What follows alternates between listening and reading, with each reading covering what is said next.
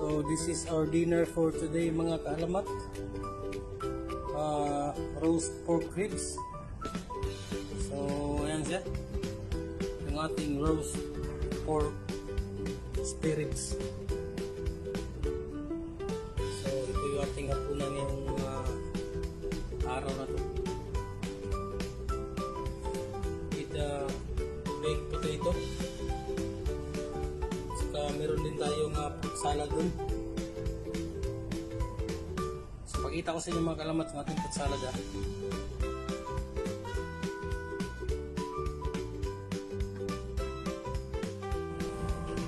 So yan yung ating fruit salad mga kaalamat.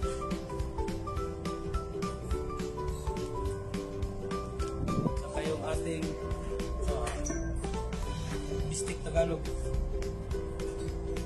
So yun lang mga kaalamat. Maraming salamat. Please subscribe, like, and share. Thank you and God bless.